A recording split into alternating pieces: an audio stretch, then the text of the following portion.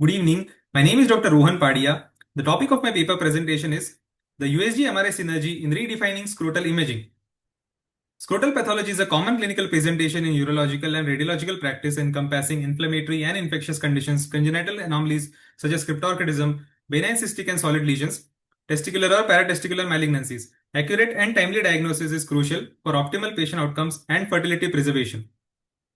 Initial evaluation relies on ultrasound because it is widely available, inexpensive, and provides real-time assessment of vascularity. Ultrasound, particularly high-resolution grayscale imaging combined with color Doppler, has emerged as the primary imaging modality for evaluating acute scrotal conditions due to its accessibility, non-invasiveness, and high diagnostic accuracy. Its limitations include operator dependence, limited field of view, and challenges in tissue characterization. Accurate and timely diagnosis is crucial for scrotal pathology. MRI offers superior soft tissue contrast along with diffusion weighted imaging and dynamic contrast enhancement.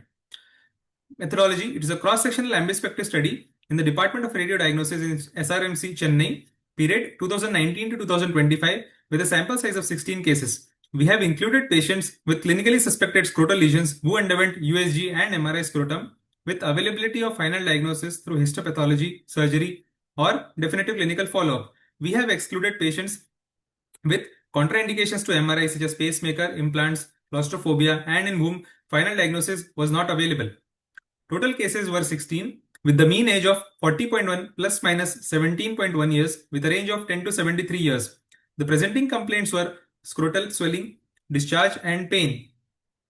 The pathological categories of scrotal disorders were malignant, infectious, inflammatory, hernia, cryptorchidism, benign, amounting to total 16.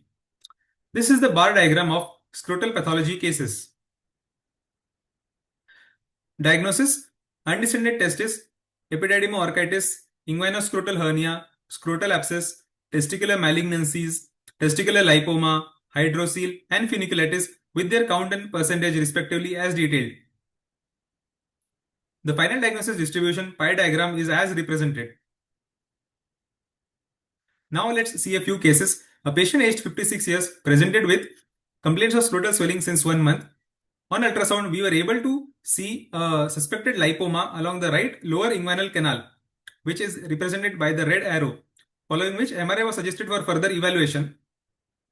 In MRI, we were able to see a T1, T2 hyperintense funicular lesion in the right inguinal canal, which was showing a suppression of T1 hyperintense signal, that is, on the fat saturated sequences, which was suggestive of a right inguinal omental hernia, and the final diagnosis was right inguinal omental hernia. A patient aged 35 years presented with recurrent scrotal pain since 1 year. On ultrasound, no significant abnormality was detected. On MRI, we were able to see the left testis and epididymis, which appear mildly bulky. However, normal signal intensity was seen. Minimal free fluid was seen in the tunica vaginalis sac. Features were suggestive of left epididymoorchitis. Final diagnosis was left epididymoorchitis. A patient aged 35 years presented with primary infertility, undescended right testis, and history of erectile dysfunction. On ultrasound, we were able to see that the right scrotal sac is empty. The right testis and epididymis were not separately visualized.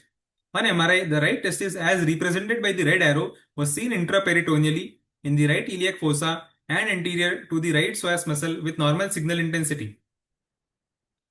A patient aged 32 years presented with pain and swelling in the scrotum since 3 months. We were able to see on ultrasound a well-defined, predominantly solid lesion in the left testicular parenchyma with internal and peripheral vascularity with few cystic spaces within, following which MRI was suggested to rule out neoplastic etiology. On MRI, we were able to see a well-defined heterogeneously enhancing solid cystic mass lesion showing diffusion restriction and GRE blooming, occupying the left testicular parenchyma with a heterogeneously enhancing solid cystic lesion in the right epididymis. Features were suggestive of differential diagnosis, primary malignancy with secondary in the right epididymis, and second, both secondary tumors from elsewhere. Histopath turned out to be carcinoma testis. A patient aged 31 years presented with pain and swelling in the scrotum since 2 months. On ultrasound, we were able to see an ill-defined heteroechoic lesion with few calcific foci within and showing internal and peripheral vascularity. MRI was suggested to rule out neoplastic etiology.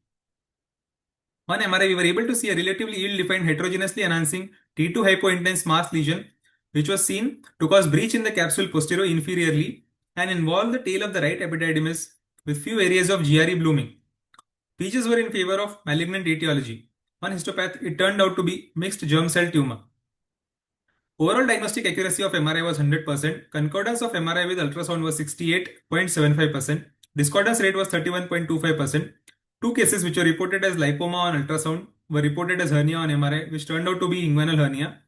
A case which was reported as normal on ultrasound and epididymo-orchitis on MRI turned out to be epididymo-orchitis.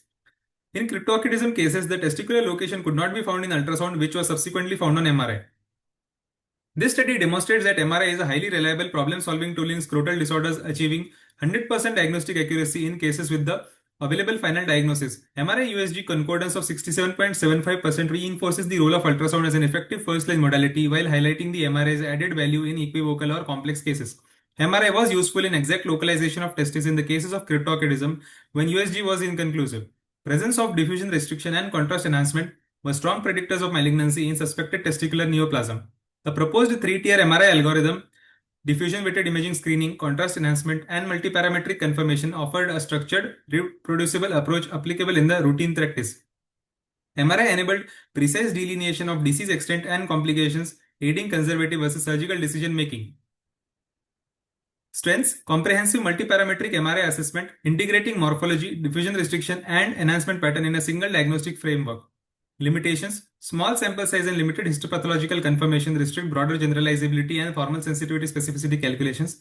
Selection bias is likely as MRI was predominantly performed in complex or diagnostically uncertain cases, potentially inflating the diagnostic performance. Future directions: larger prospective cohorts and uniform histopathological correlation are required to validate the proposed 3-tier MRI algorithm and establish standardized reporting system. Ultrasound remains the first-line imaging modality for evaluation of scrotal disorders due to its accessibility, cost-effectiveness, and high sensitivity. MRI demonstrated excellent diagnostic performance, achieving 100% diagnostic accuracy in cases where available final diagnosis. MRI serves as an effective problem-solving and decision-making tool, particularly in equivocal, complex ultrasound findings, leading to improved diagnostic confidence and patient management. MRI is extremely valuable in cases of suspected malignancy to look for the staging and extent of involvement of tumor, which helps in surgical planning. Clinical recommendations: primary imaging modality is the ultrasound, and consider MRI when malignancy is suspected, cryptorchidism diagnosis, complex inflammatory conditions, extrascrotal extension is suspected, equivocal or discordant ultrasound findings. Imaging algorithm: first step is the color Doppler ultrasound, grayscale and color Doppler ultrasound. Second step, MRI if diagnosis remains uncertain or staging is required. These are my references. Thank you.